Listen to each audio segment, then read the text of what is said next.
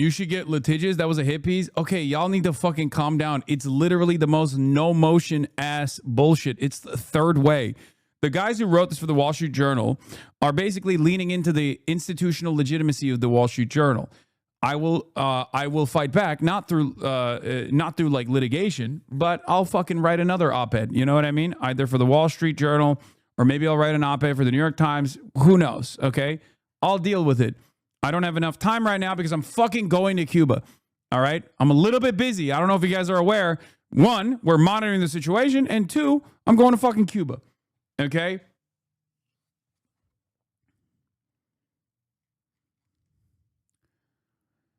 But this is it. By the way, ironic because it's called Free Expression, is a daily newsletter on American life, politics, and culture. It's called Free Expression.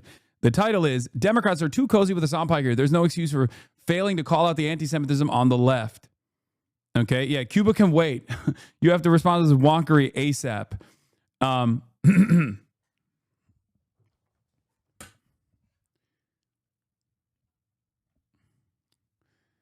Anyway. As lifelong Democrats, we agree with Senator Ted Cruz on virtually nothing. Good start. But Mr. Cruz was brave to decry anti-Semitism in the Republican Party. Mr. Cruz was also a big name, calling Tucker Carlson the single most dangerous demagogue in this country.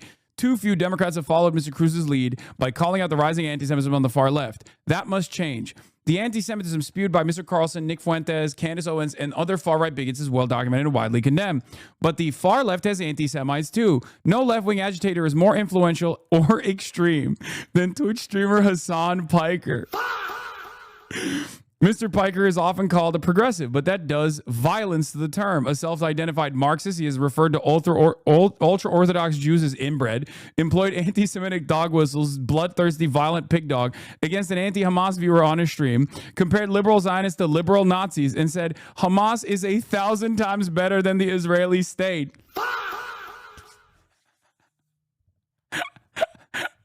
I love that they were like, they led in with Ted Cruz.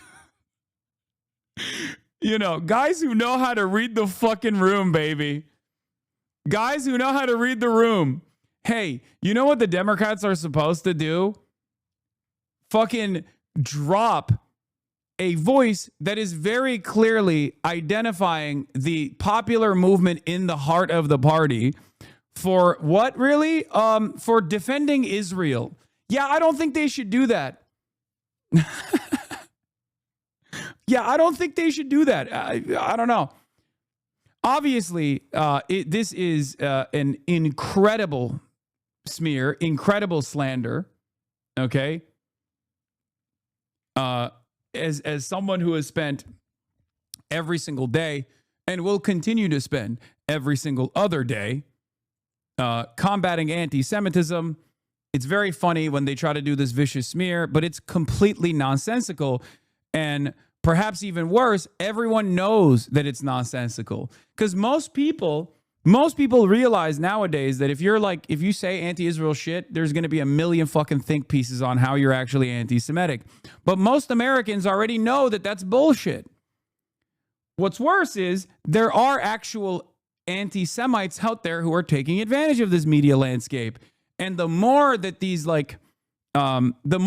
institutions like the ADL and all these other people, like the more they also tie me back to Nick Fuentes, the more they do a disservice to the term anti-Semitism. Okay? I've spent a tremendous amount of time combating anti-Semitism, decoupling Israel from Jewish people, okay? Decoupling Zionism from Judaism. I can't expect every person on the planet to have spent 6 years almost daily in this community, but it legitimately drives me insane to see this half-ass shit-slinging. As someone who's here all the time as a Jewish community member, I know anti-Semitism when I see it.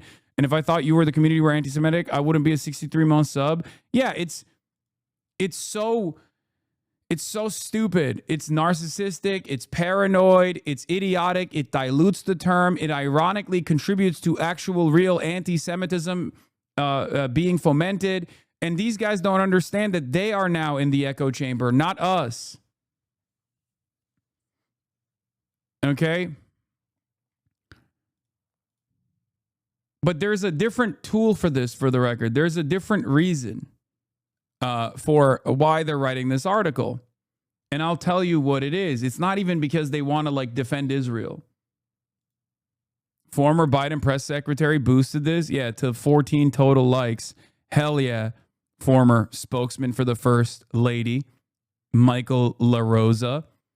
These guys have lost their power in the party, and that's why they're lashing out. It's not just about demanding that the Democrats become pro-Israel. That's one aspect of the story. The other aspect of the story is that third-way neoliberalism is now openly seen as a fucking failed attitude that is responsible for the Democrats losing to Trump twice. They know that the base has rejected third-way neoliberalism. And that's why they're trying to do this. Mr. Piker's depravity doesn't stop there. His misogyny is indistinguishable of the far-right influencers. He believes America deserved 9/11. He praised the Chinese Communist Party, saying, in terms of good governance, there's a lot we can learn from the way they perform out there.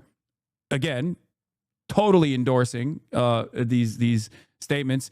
Don't know why they said misogyny when talking about this, but what is misogynistic about this other shit? What is this? Oh my God, they're posting this. They're posting bro tips. Oh, that's awesome.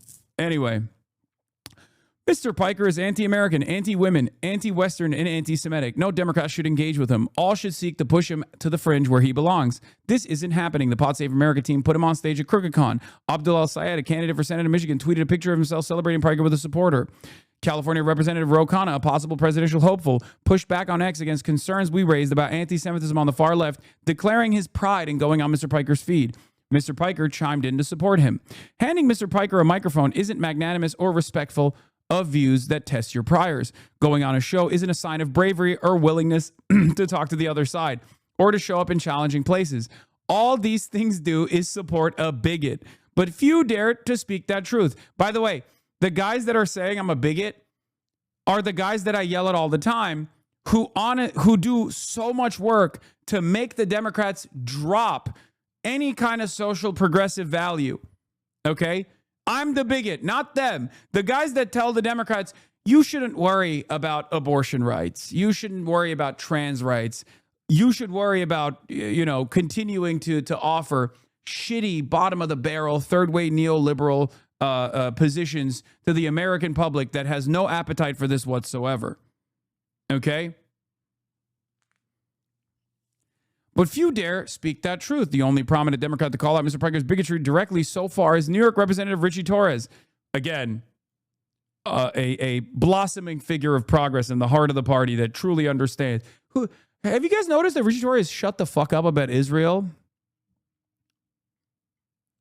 Very strange how he's also stopped being Israel's biggest attack dog.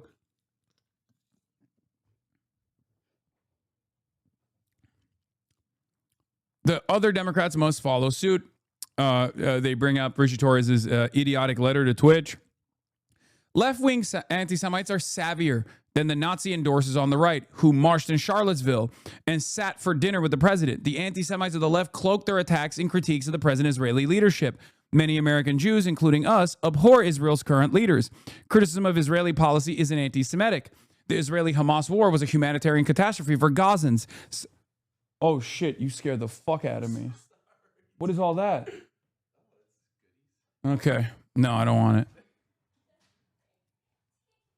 Hello, Kaya. The Israel-Hamas war was a humanitarian catastrophe for Gaza. Settler violence against Palestinians in the West Bank is appalling, but the Jew haters on the left go much further. They use loaded words taught in social justice seminars. Apartheid, genocide, settler colonialism. They push age-old tropes about Jewish wealth and influence. Epstein class, turning tax the rich into tax the Jews. And they replace the word Jew with Zionist, which, by the way, I didn't do this, and I would never do this. And it turns out this was one random psycho and had nothing to do with DSA San Francisco, for the record, that story. But whatever, they're fucking lying anyway, so they'll continue lying.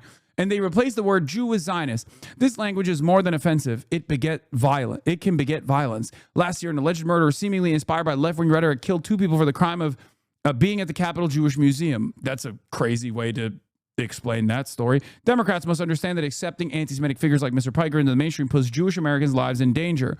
There's no excuse for putting political tribalism before Jewish safety, or for overlooking hatred to generate likes online, or for failing to act against the surge of anti-Semitism spread by the Hasan Pikers of the world and normalized by too many on the Democratic side.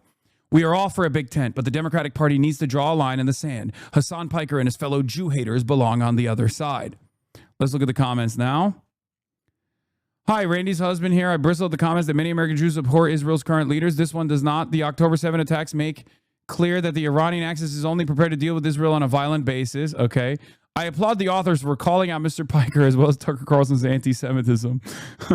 Yes, Mr. Piker's anti-Semitism on the left is no different than Mr. Carlson on the right.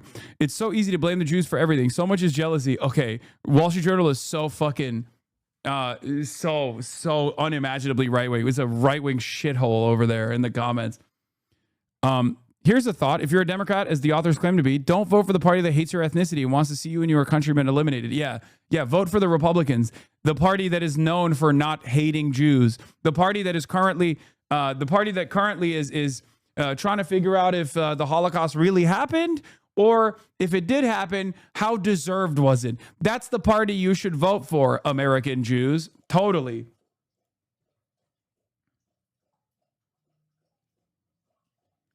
The war in Gaza may be a humanitarian disaster, but Gazans put themselves in that place. Oh my God, there's not even a single fucking person in here that except maybe Lynn Hayes. I'm a person of Jewish ancestry. Many of my ancestors were murdered in the Holocaust, so I feel authorized to complain when people compare anti-Israel sentiment to anti-Semitism. Anti-Semitism is hatred against Jewish people. Like myself, anti-Israel sentiment is anger against Israel's aggression towards its neighbors. So this has H3 written all over it. No, dude, no one fucking gives a shit about Ethan Klein. This is totally separate. If you think this has anything to do with Ethan Klein, you're out of your fucking mind. So I'm going to tell you exactly what this is. Okay, sounds like slander. You might have to talk to a lawyer. Man, shut up. No, it's slander, but it doesn't fucking matter. Okay. And you need to understand, this is the most low motion, no motion having ass article that could have ever been written. And the reason for why it's written is not even to defend Israel, which is unpopular in and of itself and idiotic in and of itself. The real reason why they're writing this is because Third Way has completely lost its institutional control.